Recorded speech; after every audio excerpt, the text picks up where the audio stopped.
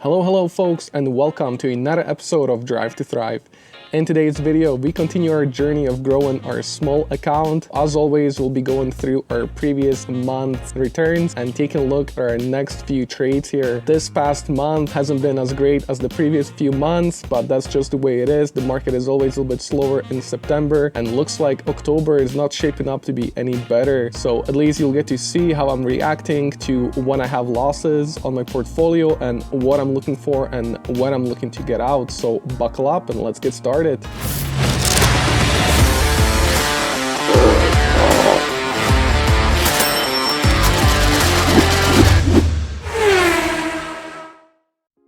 Alright, starting off with our previous month here and seeing how we did. So out of a possible $1,842, I only got to keep about $858, which works out to 47%. So I gave up some money on Peloton here. I only got to keep about $55 on QQQ, which is NASDAQ 100. Only got to keep about $72. And I took a second loss on FedEx here, where I lost about $245. So overall, not the best month, not like the previous few months, but in the end, I still ended up having an 8% return on the month. So not too shabby, even though it wasn't the greatest of months. Now let's go over to our insight here, guys. So out of the 27 trades that I've closed down, I have 25 winners, 2 losers, so still a really good win percentage. And my portfolio size is up to $5,547 of profit. So officially doubled this account because I started with $5,000. Here you guys can kind of see it's been slowly trending up, which is good. But like I said, October might be my first losing month. Now let's go over and take a look at some of these trades. The 4 trades that I'm in for the month of October here is, my first one is on FedEx, and here I'm looking for a maximum rewards of $330, maximum risk $670 for a return on risk of 49%, so not too bad. Then I got Marriott Hotels. This one's maximum reward $334, maximum risk $666, and a return on risk of 50%.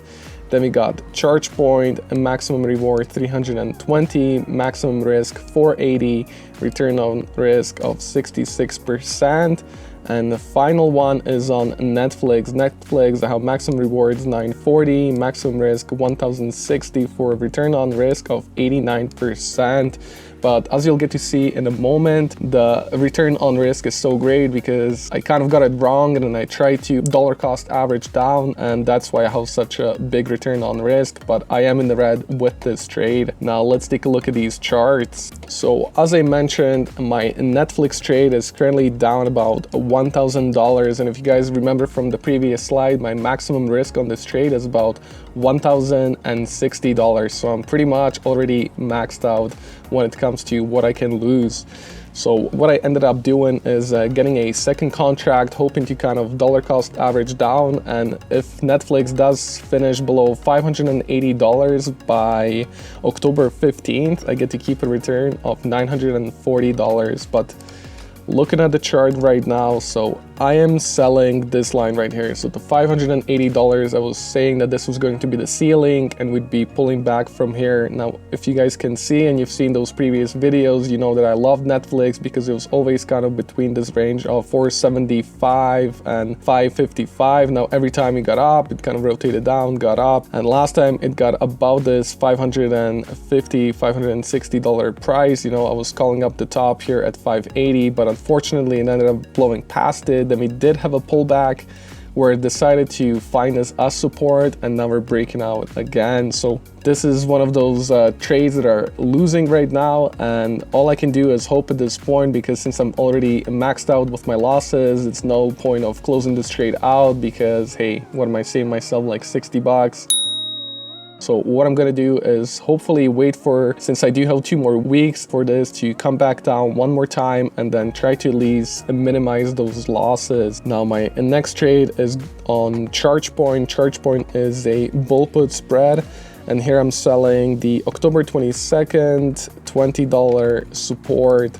So again, if I go to ChargePoint, and I did a detailed video on ChargePoint highlighting that this is a really strong support here at $20. Again, if we zoom out, you guys can see that every time we kind of came back to this $20 support here, it just ended up bouncing up, you know, so it just made sense for me to put on this trade and say that this is going to be the bottom and it's going to bounce off of here. But if I zoom in into the 4 hourly, we start to see something that we haven't seen yet. We are breaking down this support here at 20 bucks, and looks like we might be using it as resistance. So again, if within next few days here, if this doesn't get back up about the 20, I might just pull the plug on it and take a loss on it. Then we got FedEx. FedEx is another losing trade. So this is what I mean. October is not shaping up to be a good month for me. Lots of losses here, at least appears so. I mean, I do have some time left on these contracts for the market to do its thing, but FedEx, I am selling the $230 support. So if we go over to FedEx, you guys can see that we had this massive pullback here since about like June. We got some gaps here that I was looking to fill in. That's why I got in on the first trade here off of that, calling the 275 support, just above that 200-day moving average. Unfortunately, we ended up breaking down, and then we have another massive gap right here after the earnings. So this is again where I thought this would be a good idea to call the support here at 230. Also, if we zoom out, 230, you can see all the way back to 2018 was a really strong support area, and then it eventually turned into resistance. So I thought, hey, maybe we get a bounce off of here.